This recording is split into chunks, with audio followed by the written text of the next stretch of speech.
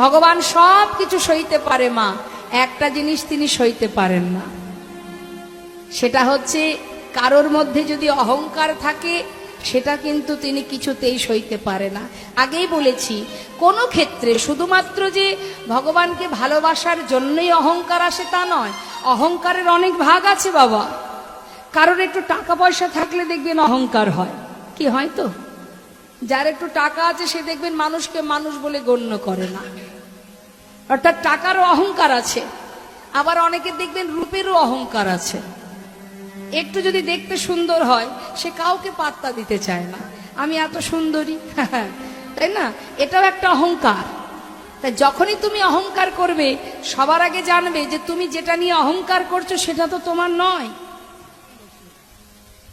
তুমি কি নিয়ে অহংকার করছো যেটা তোমার, তবে তো তুমি অহংকার করবে, তোমার তো নয়। সে দিয়েছে তাই তুমি পেয়েছো, সে যখন চাইবে আবার কেড়ে নেবে, তাহলে কিসের অহংকার? আজ যে রাজা কাল সে ভিখারি, তাই তো বাবা?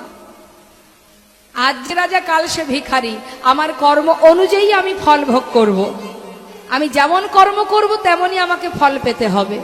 তোমার মধ্যে যদি একবার অহংকার এসে যায়, কখন যে ভগবান তোমার কাছ থেকে সর্বস্ব কেড়ে নেবে তুমি নিজেও জানো না।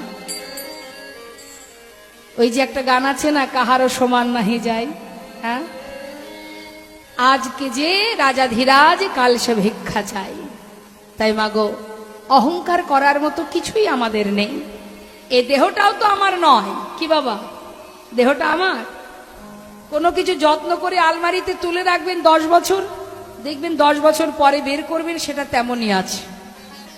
কিন্তু এই দেহটাকে যতই যত্ন করুন না কেন আপনি, সময় যখন হবে চুল পাকবে, দাঁত পড়বে, চোখে দেখবো না, কানে শুনবো না, যতই দামি দামি ক্রিম মাখি না কেন স্কিনটা যাতে গুটিয়ে না যায়, গ্ল্যামার নষ্ট না হয়, কিন্তু হবে কি, ধরে রাখতে পারবো? পারবো না। কেন বলুন তো? এটা তো আমার দেওয়া নয়, এটা আমার নয়, এটা তিনি দিয়েছে তাই আমি পেয়েছি। আবার যখন সময় হবে এটা ফেলে দিয়ে আমাকে চলে যেতে হবে না। তাই গৌর হরিবোল হরিবোল। অর্থাৎ ভগবানের দেওয়া যে ঘর, এটা ভগবানের দেওয়া ঘর, এই ঘরে আমি বাস করছি। আমি মানে